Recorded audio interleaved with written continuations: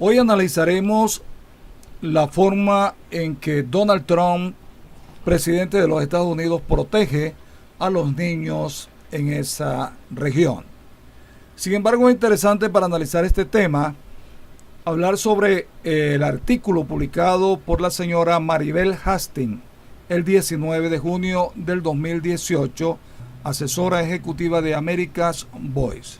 La repulsiva política de cero tolerancia que arranca a niños de sus madres y sus padres al ser detenidos sin documentos en la frontera, incluso algunos casos de personas que piden asilo, se hace más inmoral cuando el secretario de Justicia Jeff Sessions intenta justificarla bíblicamente. Según su argumento en Romanos 13, en el Nuevo Testamento, se establece que las leyes del gobierno hay que obedecerlas porque Dios ha establecido el gobierno para sus propósitos. Romanos 13 dice que sométase toda persona a las autoridades superiores porque no hay autoridad sino del Padre Dios, y las que hay por Dios han sido establecidas. O sea, Dios, según Sessions, condona o aprueba la separación de las familias. Sessions inmiscuye a Dios en la repugnante política migratoria de este gobierno e interpreta los pasajes bíblicos a su conveniencia, pero deja de lado otros preceptos y enseñanzas. Fue el mismo Pablo en Romanos 12 quien hizo la siguiente convocatoria: amaos los unos a los otros con amor fraternal, en cuanto a honra, prefiriendo los unos a los otros.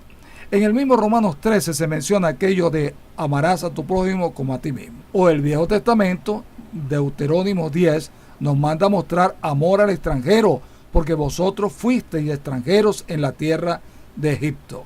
¿Y dónde quedan las enseñanzas de compasión y bondad y humanidad, o aquello de que las leyes de Dios superan las leyes de los hombres? Las leyes no simplemente son perfectas ni justas, por eso se emplea discreción en su aplicación, y en este caso separar a niños de sus padres, incluyendo bebés lactantes, es cruel e inhumano. Pero como lo han hecho notar teólogos religiosos de diversas denominaciones y analistas desde la desafortunada declaración de Sessions el jueves, no es la primera vez en la historia de Estados Unidos que se echa mano a la Biblia y de Romanos 13 para justificar políticas inmorales, como por ejemplo la esclavitud. Y es indignante que Sessions hable de leyes cuando no hay ninguna que establezca que los niños deben ser separados de sus padres al ser detenidos en la frontera. Pero al moralista, siervo de Dios Sessions, no le importa mentir, porque sigue el libreto del mentiroso en jefe, del presidente Donald Trump, quien el viernes pasado declaró a la prensa que odio ver que se lleven a los niños, pero los demócratas tienen que cambiar su ley. Es su ley. Eso es una mentira.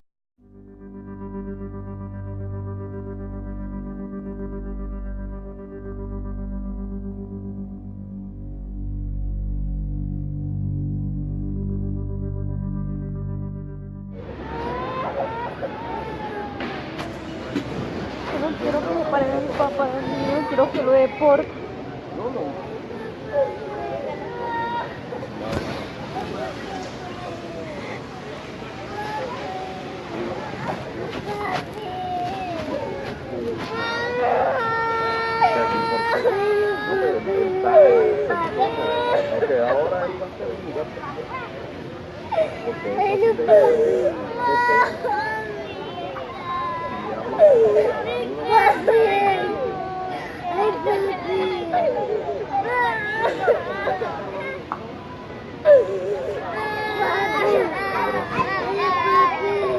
Bueno, aquí tenemos una orquesta.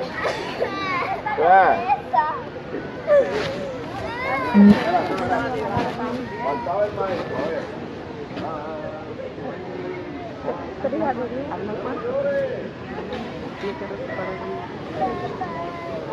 Mentira. No existe ninguna ley que ordene que se separe a los niños de sus padres cuando estos son detenidos en la frontera.